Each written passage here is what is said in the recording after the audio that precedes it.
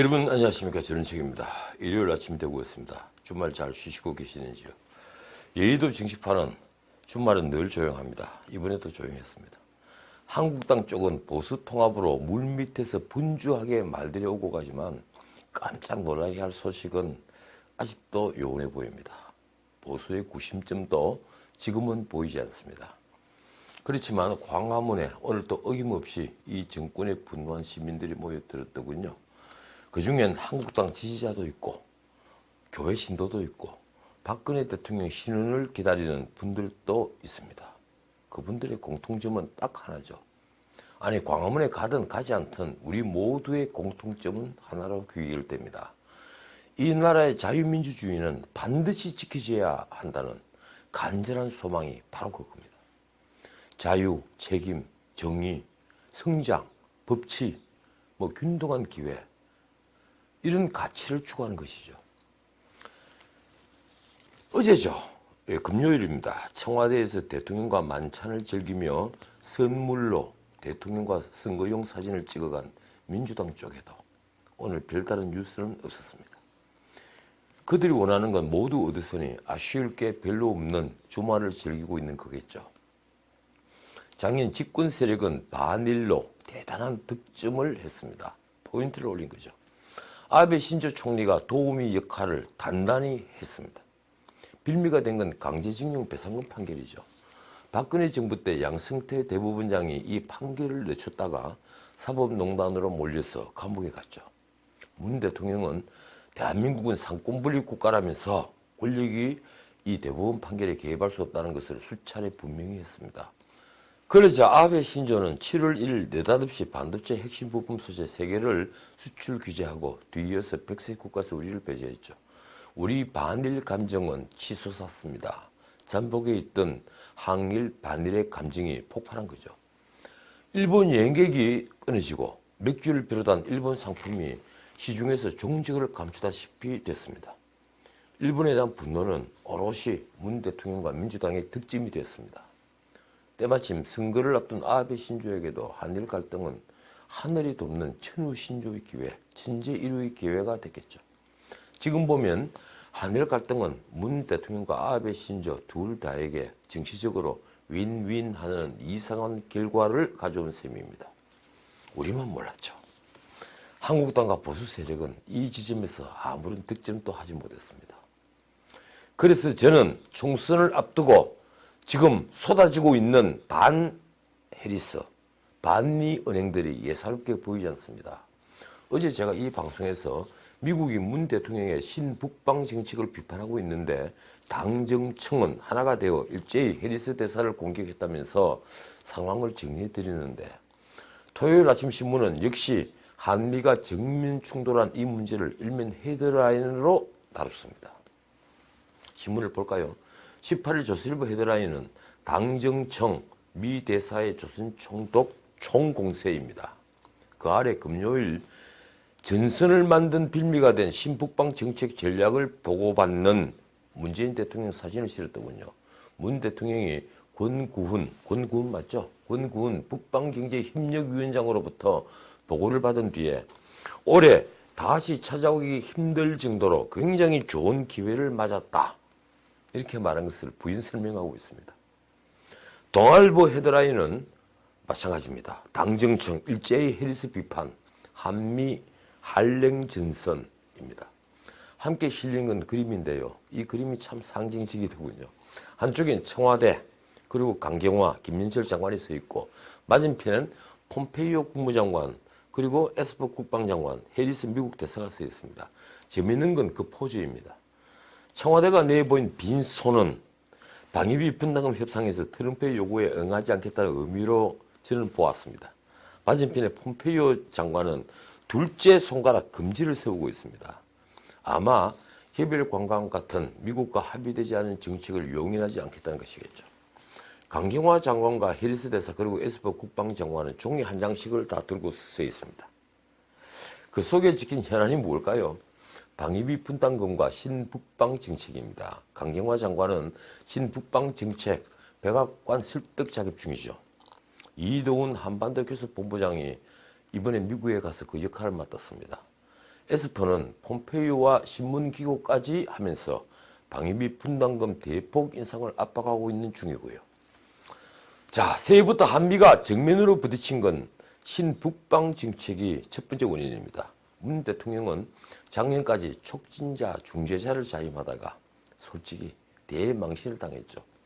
북한 김정은이 끼어들지 말라, 셀레발 치지 말라, 온갖 입에 못 담을 말로 모욕을 주었죠. 그런데도 문 대통령은 새로운 대화 모멘텀으로 남북협력에 속도를 내겠다고 나섰습니다.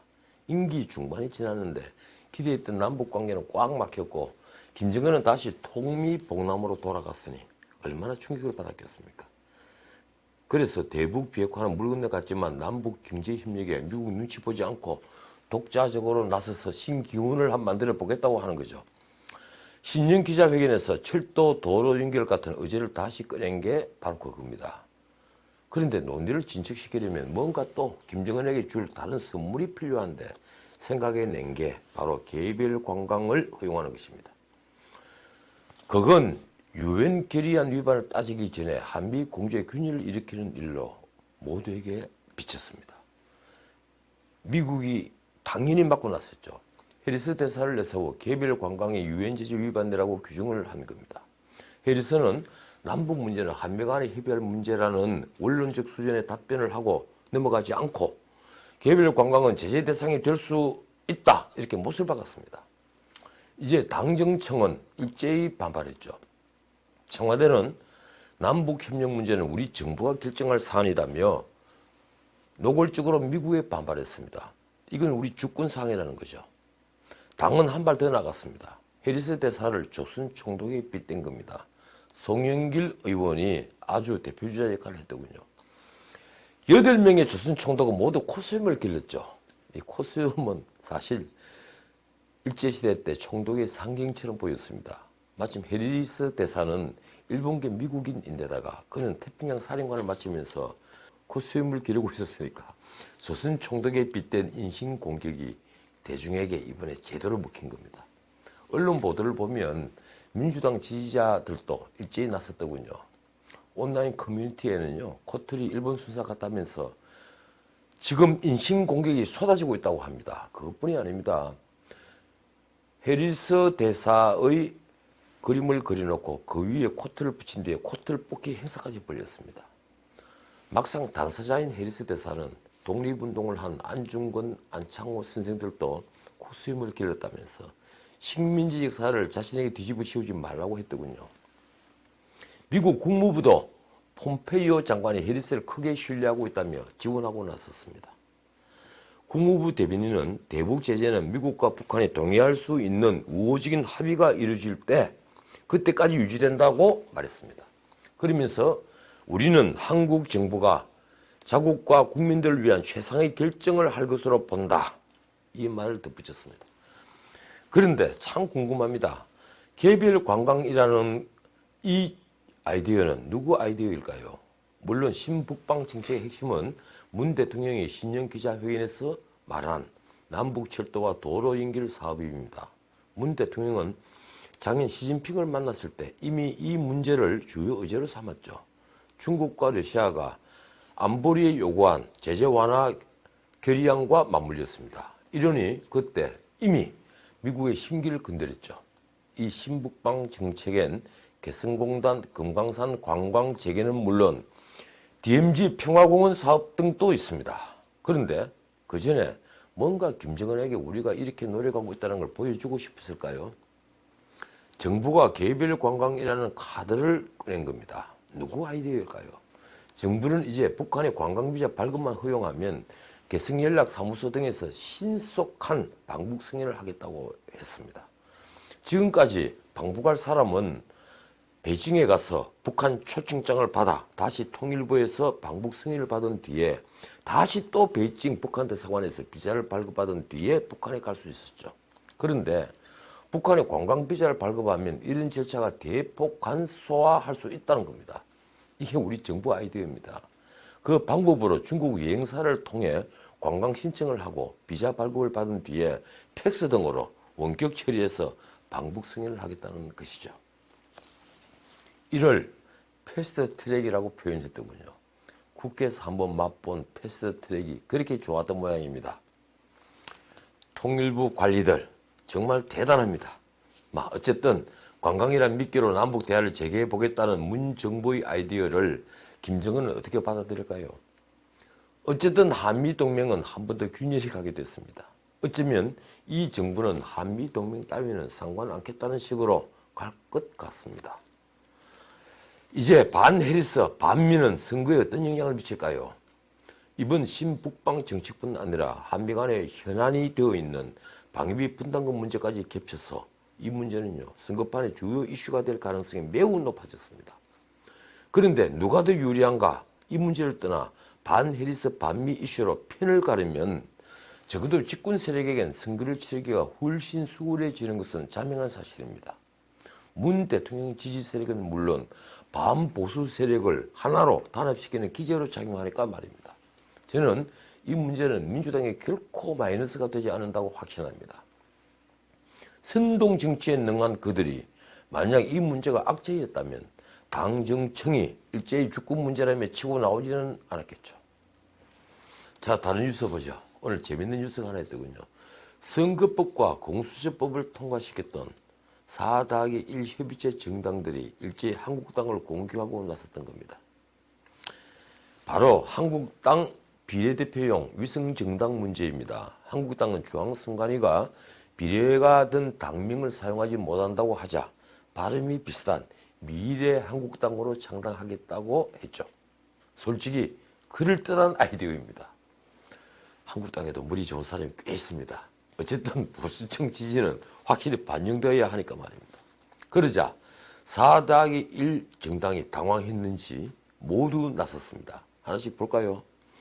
민주당 홍익표 대변인은 국민의 선택을 기만하고 왜곡해서 민주주의를 후퇴시키는 꼼수 정당이라고 했습니다. 위성 정당이 꼼수 정당이라는 거죠. 그 꼼수 지금까지 누가 부린 겁니까?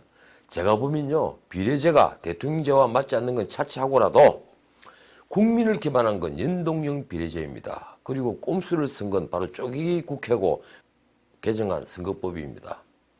비례대표는 지역구 선거와 달리 정당 투표로 선출합니다. 그러면 그 정당 투표 득표에 맞춰 의원수를 결정하는 것이 옳은 것이지 지역구 당선자 숫자까지 연동해서 계산한다면 그 자체가 진정한 민의는 아닌 것이죠. 바른미래당 대변인은 우스꽝스러운 꼼수가 법에 의해 막히자 수작을 부린 저질 정치의 끝판왕이라고 몰아세웠습니다. 저질 정치의 끝판왕. 지금까지 저질 정치 누가 했는가요? 그런데 4-1 같은 괴이한 협의체로 반대편을 배제한 채 경기의 룰인 선거법을 바꾼 게 저질 정치가 아니란 말입니까? 정의당은 제법 이론을 동원했더군요. 정당은 명칭과 상관없이 국민의 자발적인 조직이어야 하며 민주적으로 운영되어야 한다고 한 거죠. 그래서 한국당의 위성정당은 위원회라고 했더군요. 저도 묻고 싶군요. 언제부터 우리 정당들이 자발적 조직이고 민주적으로 운영되고 있는가? 이 질문을 꼭 드리고 싶습니다. 민평당은 입법 취지를 편법으로 대체하겠다는 사고 자체가 의회 민주주의의 자격 미달이라고 했습니다. 저는 그 입법 취지가 위헌이라고 믿는 사람입니다. 그러면 됐습니까? 대한신당은 헌재 정당 해산 심판을 청구하겠다고도 했습니다. 정말 정당 해산 청구 이걸 받을 정당들은 한국당이 아니고 그 위성정당이 아니고요. 이런 꼼수를 부린 정당들 아닙니까? 자, 오늘은 여기까지입니다. 저는 보수통합 그 전에 보수 재건을 외치고 싶습니다. 어쨌든 이 나라가 지옥으로 떠내려가는 건 막아야 하니까 말입니다.